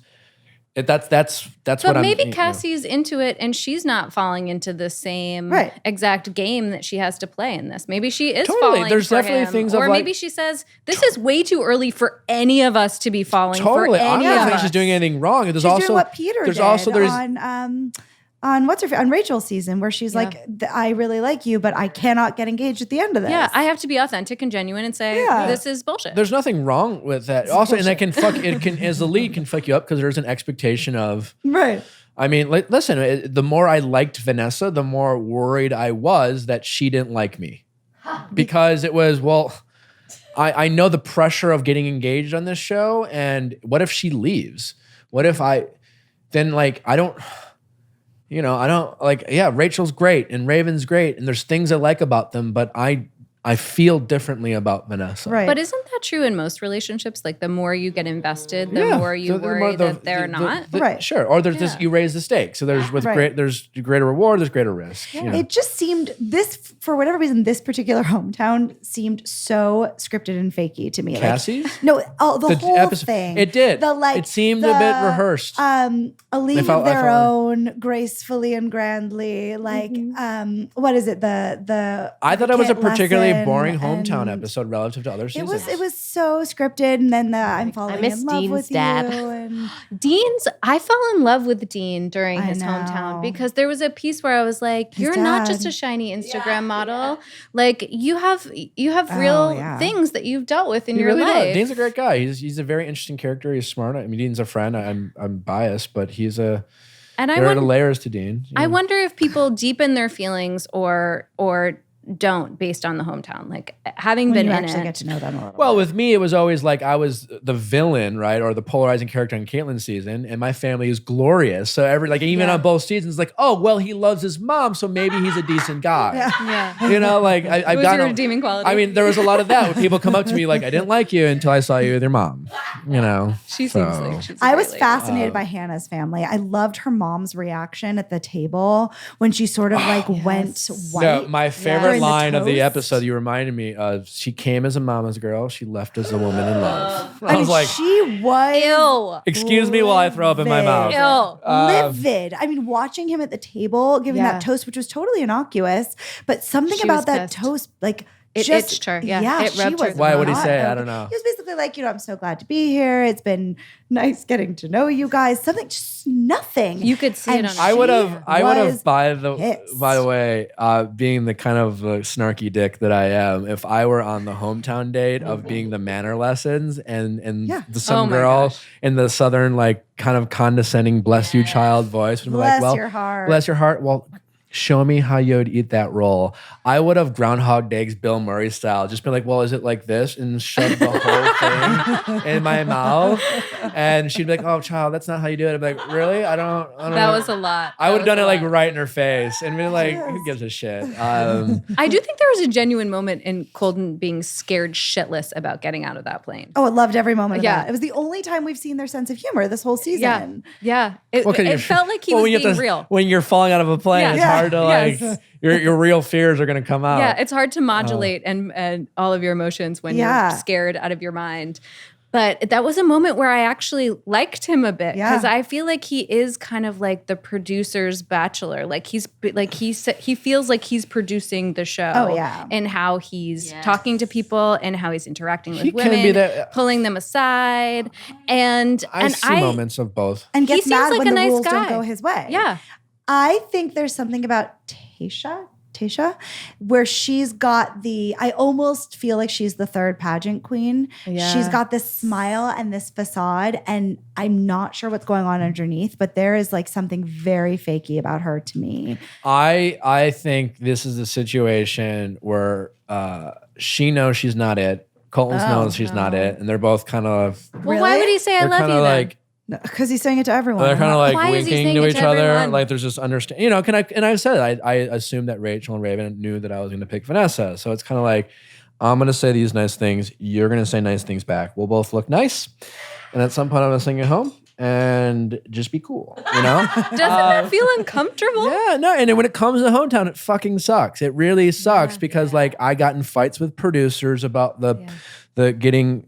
You know, there's some pushback. And listen, in the defense of the producers, they're trying to film a show and staying on track. And again, like it's weird because like I will say, like Raven's mom I thought it was funny and charming, but I was like, okay, well, she just is really excited that this is, and her dad was, very, you just never know. There's so many variables. And I knew I was going to send Corinne home before the hometown date. And like, I just felt uncomfortable about it. And you kind of, bite the bullet and you say things that like you probably don't mean. And, that's why the whole like falling in love is like a safe way to say it because no one can really accuse you of lying. Mm-hmm. It's true. It's like I am falling in love with her.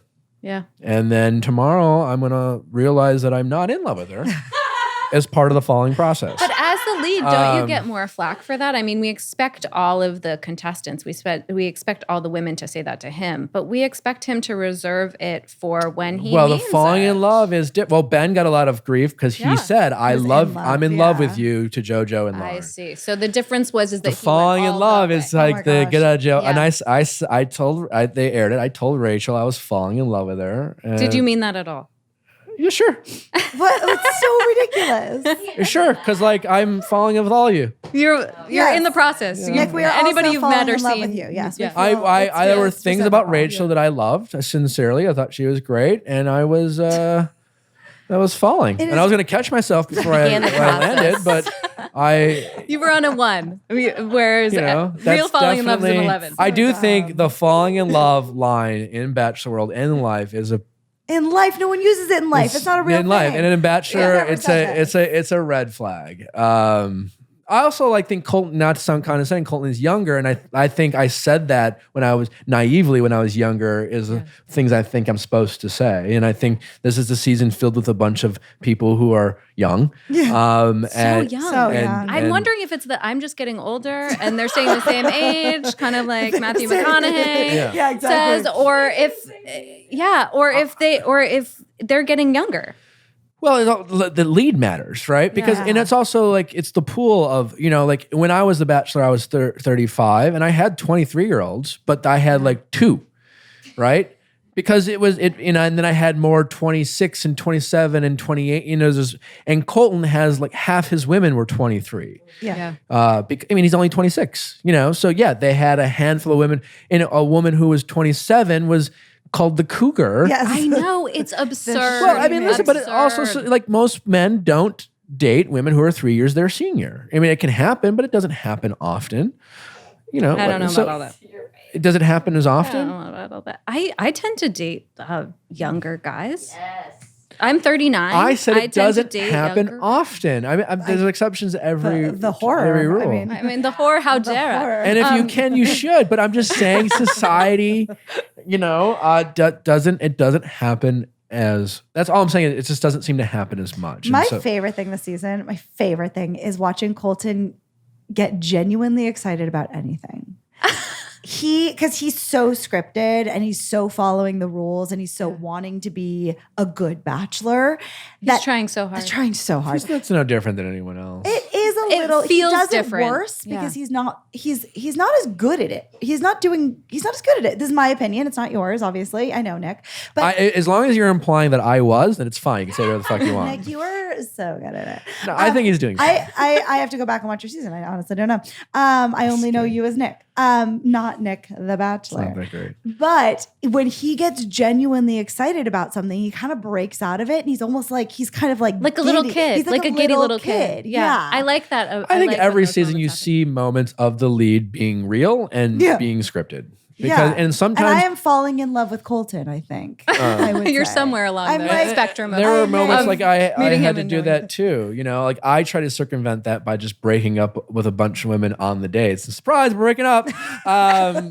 So you circumvented it by being an asshole? Is that why is that an asshole? That's like a conscious thing I have about, because I thought that was a genuine thing I could do, because it was actually really hard, and it would be really easy to just be like, yeah, here's a rose. I'll send you home next week. Right. I just won't give you a rose night week. We'll save this conversation. Yeah. But no, we're going to break up, and you can now talk about it. You can ask me. You can get your crying moment. Yeah. We can make this all about you, and you're welcome, by the way, because getting dumped is the best thing that can happen to you on The Bachelor.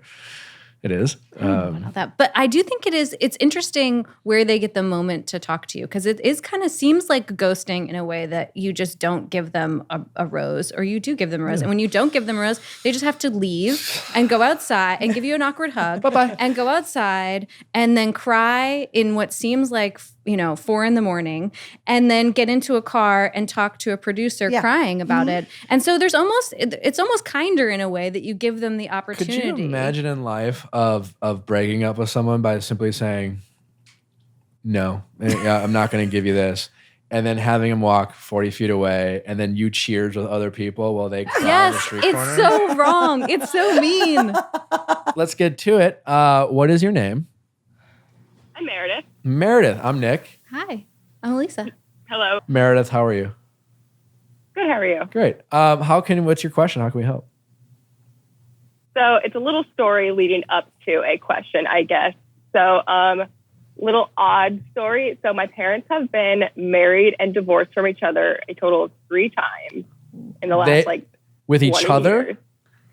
Yeah, to each other. They haven't been married 3 times, and they also So they've got. So they were married they were married and then had me and my sister. Yeah. And then when I was about 2 years old, they got a divorce. And then when I was in 8th grade, they got remarried again, which was like super weird going to your own parents' wedding. Sure. And then they got a divorce like a year later. And then like 2 years ago, they got remarried. This time I was like 21. They can't quit each other. And then got a divorce like 8 months later. So all wild. to each other, no other marriages in between. So yeah, a little strange to grow up and have to explain that. It's not that weird. It's more interesting than weird. It is more interesting than weird. Yeah, I don't experience it as weird. It's just an interesting. I mean, I have a lot of questions, but I don't like. Yeah. I don't find it to be like. It's just unique. It also sounds expensive, but. So true.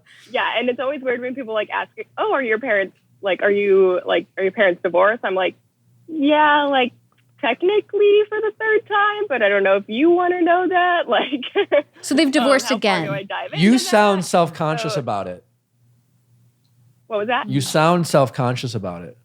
Yes. Yeah, I am, just because like I don't know. It's just like I grew up in a very small like conservative town where like everybody's parents are like still married. Yeah. And then it's like weird having to be like, oh yeah, my parents are like back together again, guys. Like, yeah, my parents Where do you live? Apart anymore. Like my dad just moved back in. Yeah. Where do you live? I'm from Iowa originally, but I live in Minnesota now. So I guess like my question would be like, so obviously like my parents suck at advice. Like they can't hold relationships of their own. And so like whenever I ask them for like advice or like even just like when I call my mom to like vent her, because I'm in a long distance relationship right now.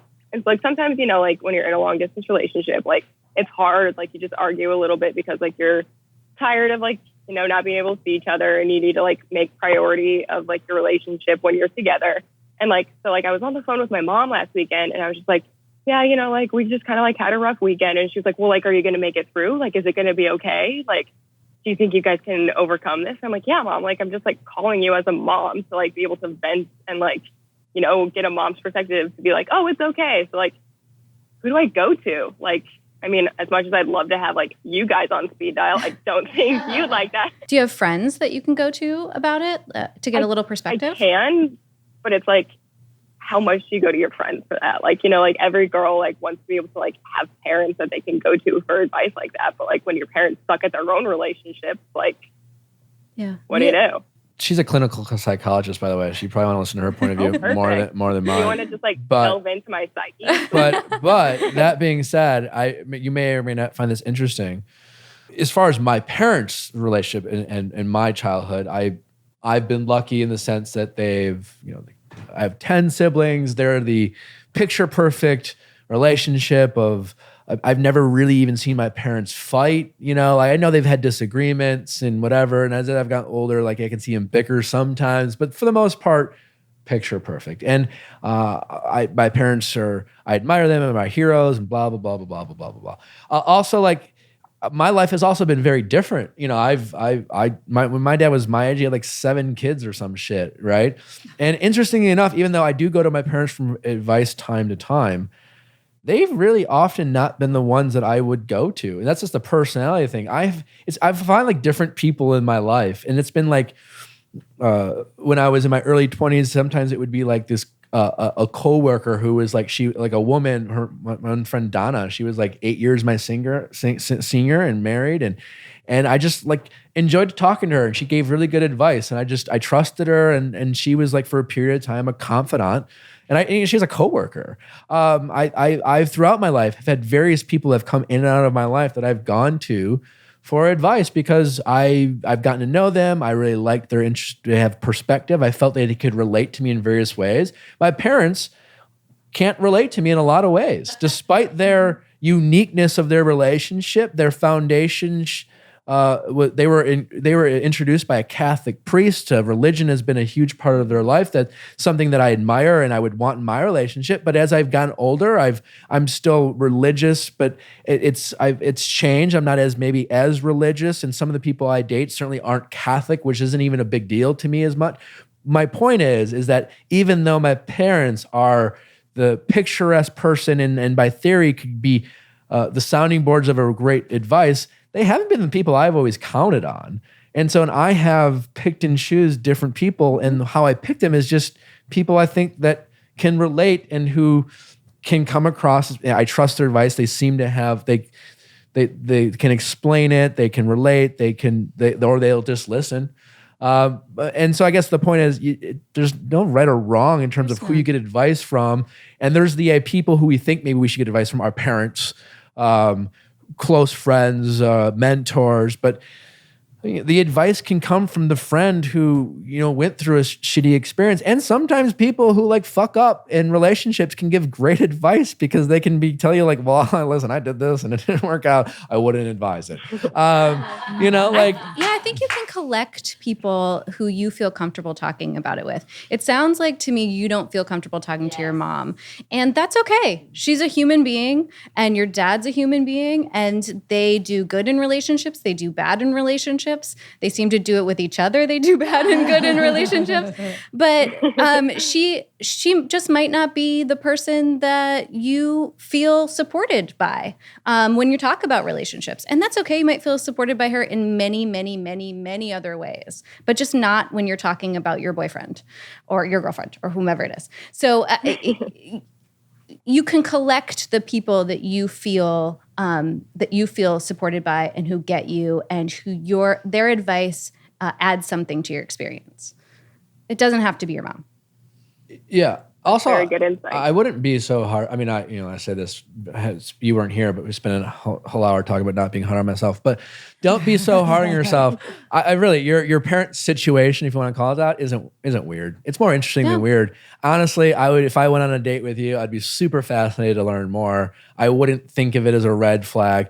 And listen, you can be funny and sell it as ways like, listen, my parents are a lot of things, but quitters they are not. Or they quit and then they decide against it. So like, I don't know about that. I mean, or they quit, but they get back together. Like whatever. I'm just saying it's not that big of a deal. I don't think you should be that embarrassed about small town or not. Like whatever. Yes, and certainly if you move to like the city of Minneapolis, everyone would have their interesting story. And you come out to LA, fuck it. Like there's a bunch of people with really unique stories. I lived in New York City for a couple months, and like out there, it's like everyone has a story. Yeah, so like, totally just and everyone has a story in Rochester too. Also, I will say this about small towns: people have their stories, they just don't talk about it. They're just not secret. Outward. So like, I wouldn't be that self-conscious about it if you can help yourself. It's not that big of a deal. And then just find. Lean on your parents when you want to for things that you want to get from them, or just like, hey, mom, what did you do in this situation? I just want to do it the opposite. Have some fun with it. But there's advice can really come from anyone as long as you can trust them I like to get advice from people where I feel safe and not judged. Find people like that, and that can be anyone. You just have to be willing to open yourself up to them. Yep. And I think allowing yourself not to feel judged. If you don't judge yourself about it, then you'll be more free to like share your story. Because if you feel judged, then you like and the more worried I'm about being judged, the more reluctant I am to share my truth. Absolutely. Very good insight. Well, thank you. Cool. All right. Well, best of luck. Thank you. All right. Take care. Well. Thanks. Bye. All right. Bye, guys. Bye. What is your name? I'm Casey. Hi, Casey. Hi, Casey. I'm Nick. This is Alyssa. Guys. Hi. She's a clinical psychologist. I don't know if your needs require one, but I'm here anyway. What can we help you with? Okay. So here's my situation. My ex and I dated for 2 years, and then he bought a house and asked me to move in. So I moved in with him. We split everything, like the mortgage payment, the groceries, like some major home repairs, like the roof, the heating system, stuff like that. After 1 year of living together, I broke up with him and moved out. That was in October. So a week after the breakup, we met up and kind of talked about sorting out money, the money situation, because I had put like a lot of money into the house, and obviously that was equity that he got to keep. So we decided on a number. We both agreed on a number that he would pay me back. And I said that it didn't have to be like right away and it didn't have to be all at once because it was like thousands of dollars. Okay. But he said he would pay me in installments starting like the end of 2018. So in December, I heard from him again, and it got brought up. He hadn't paid me anything yet, and I asked him about it, and he said he would start paying me soon. Okay. I haven't heard from him since December. I want to approach him about it, but I want to be sensitive because, like, it wasn't an ugly breakup, and he's not a bad guy, but I also don't want to be a pushover. So I don't know how to handle it. When you, other than paying rent, when you say helped pay for like the fixing of the roof or other improvements, was it discussed at that point the possibility of you guys breaking up and what would happen if that did happen? Or were you just like, you guys were just living in the moment and you were sharing the costs because, you know, you're playing house, so to speak? Yeah, it was never discussed like what would happen. So yeah, I guess we were just kind of living in the moment. But Gotcha. you guys have come to an agreement already. It's just that he's not paying you, right? Like you got together and decided on an installment plan and what exactly the number would be. So you guys have that already set, right? Yeah, so we decided on the number, and he gave me like a general idea of when he would start paying me, and that started in like by the end of 2018 and ended in like June of this year. Yeah. Okay. What's preventing you from being direct and saying, I thought, like, I understand if there's any difficulties for you to financially be able to pay for this now, but I was wondering when we were going to start your payments to me. I guess I just don't want to be like the bad guy because I'm the one that broke up with him. So I don't want to be seen as like I'm like money hungry or something. You guys have a plan. Yeah. I'm curious, just to play devil advocate, when this plan did he didn't want to break up, correct? No, he wasn't really on board with it. Okay. And then when you guys were putting this plan together, what was his frame of mind? What was my frame of mind? No, what was his frame of mind? Was he still hoping to get back together, or? He's never said anything about getting back together, but he was like a little defensive and kind of upset because he didn't want to pay back like everything that I had put in, which I was fine with. When you say everything, were you including like rent? No, just the major home repairs. Gotcha. Okay, that's it's a tough situation, to be honest. I mean, I think, if and the short answer is if you had a plan and you guys had an agreement, he should be living up to these set plans that you guys did. And if he gave you an idea of when he would pay you, he should. And like the obvious solution is ask him in a nice way to be like, kind of like, what's up? I think, although fine, yes, but I think in these situations it can get very sticky. It doesn't sound like you guys involved a lawyer, and this is kind of like a business transaction, and you're muddying the waters between friendship and business. I've had issues with that, and it can, especially from a business or bringing friends in. It's like the reverse of like actually starting a business and then working with friends, and you can kind of get weird. There's so many emotions involved in this. I think it can get real sticky. He may have been agreeing to this number based off of this wanting to be cool. And then since then, you don't even know what conversations he's had with his friends or his family. A lawyer, I don't even know. I've been like, I don't know, dude, I don't really think you owe her anything or whatever. And just, you don't know. And I wouldn't be shocked if some of those conversations took place. Certainly, the reason why I asked about like, you breaking up with him, I'm like, you certainly are entitled to that. I think it was probably technically a mistake on your part, hindsight being 2020, to without any agreement, he's on the lease, to give him money, just being strictly from a business standpoint, legal. I'm not a lawyer, but like it was kind of a mistake on your part to, without any upfront expectations, to just give him money with you of kind of, you guys were playing house, and then you broke up and hoping him to be good on that, because technically, legally, I don't know what he actually owes you. In goodwill, I think he's doing the right thing. And I don't know this guy, and I don't know if he's going to continue to want to do the right thing, especially now if he just has moved on from the relationship and doesn't really care what you think about him. That's a possibility. Like in the moment when he agreed to it, he could have been like wanting to be the good guy, hoping you'd reconsider, and just saying like, fine, sure, I'll pay you, whatever. Like, I don't want to argue with you. He could, but he might also just think maybe you forgot about it. Yeah. Well, do you really think well, fine, but like he probably hasn't forgotten. Oh, there's a reason why he hasn't. There's a reason why he hasn't come to you saying, well, here's your first check.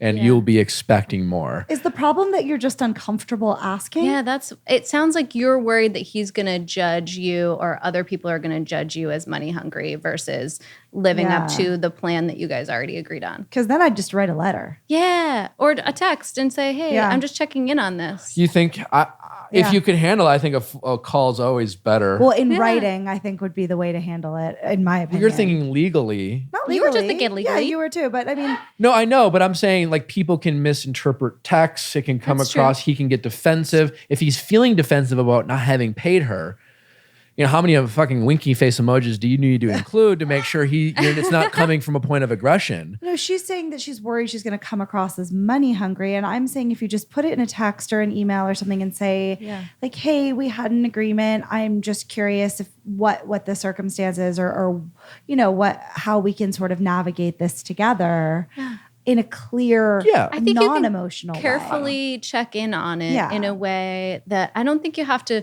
presuppose that he's going to think a certain way about you. This is something you guys have already covered. And it sounds like you did it in a really careful, fragile way after breaking up, and you guys agreed upon something.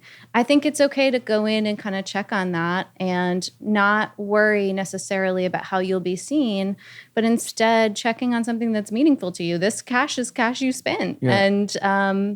And it's important. I agree with that. I think you might not have the luxury of getting to worry about what he or his friends or maybe new girlfriend is going to think about you trying to be paid back. You keep adding in people to the scenario. I guarantee you there's other people involved. But I don't think you have to worry about them. Like, well, I don't think she's just worried about him. Like, well, let's ask. Who are you worried about feeling that you're money hungry? Is it just him?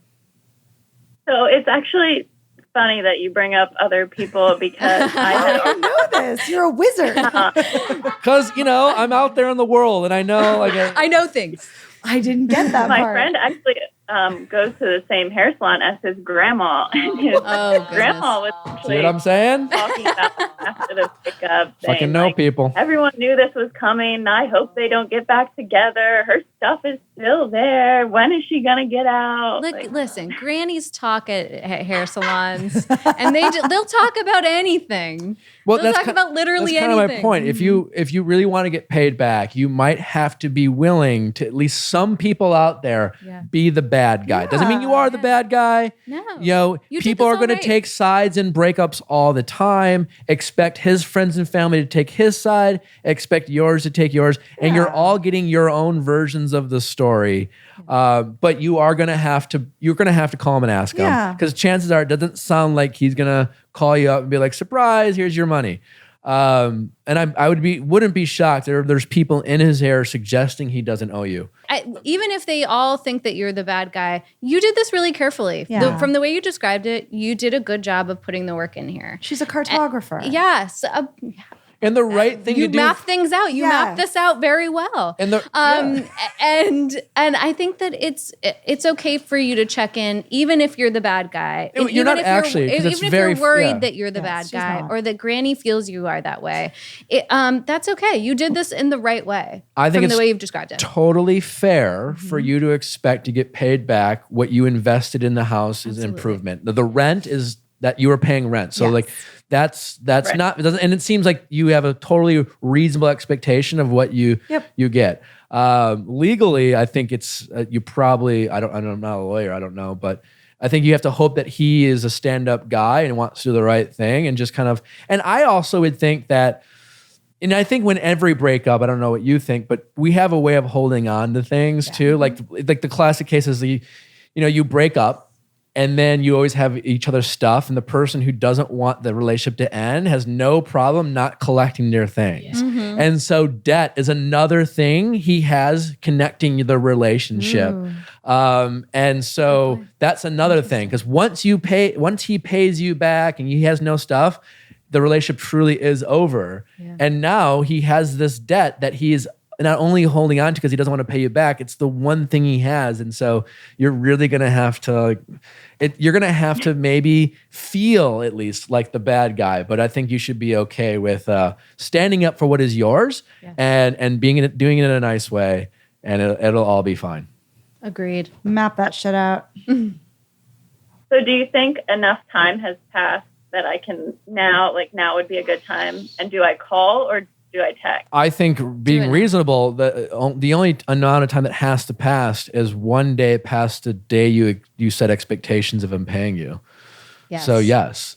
And again, you can be reasonable saying, hey, just want to understand if maybe his money's tight right now. I'm fine. I'm not saying I need it everything right now, but I would like to have some expectations and be able to, hold you accountable for it. Yeah, you can be careful in just saying, I'm checking in. We had a plan. I'm checking in. How's it going? Okay. Yeah, that was very helpful. Well, good luck. Stand your ground. Yes. Yeah. Thank you. I really appreciate it. Our pleasure. Thank you so much for being with us today. I hope everyone listening learned a lot. I know I did. I hope the biggest takeaway is our mental and emotional health is just as important as our physical health, and we should find the things on a daily basis to stay mentally and emotionally in shape, so to speak. And that might be therapy. And that might be therapy. It's great. And therapy is a safe thing that you should not feel judged about. Absolutely. Also use essential oils, nhoils.com, 20% off with code Make It Natural. It really does. I use it for anxiety all the time and my headaches, and it is great, and it really has helped me a lot. I also think about being stranded on an island that's full of winter. Whatever imagery works for you. Yes, I hope the people listening do find this helpful. I do sincerely thank you for being with us. It's been a lot of fun, and it is. I mean, it's fun to be able to open up and feel safe and talk about it. And it's not that hard, right? No, it's not that hard. It's not that hard. I can't wait to read all the reviews and get anxious, but I would love your reviews. Hopefully, if the people listening, feel free to rate us on iTunes. You can listen to us also and watch us on YouTube and listen to us on Spotify and other platforms. Keep sending your questions. asknick@castmedia.com. Make it interesting and fun. Try to change it up. If you have an interesting dating story, maybe something weird happened in the bedroom, we'd love to hear about it. I don't know. This money problems one, I like that one. It was interesting. Yeah. Well, always a lot of variables when it comes to that stuff. But anyways, thanks everyone. We'll see you next week. Have a great day.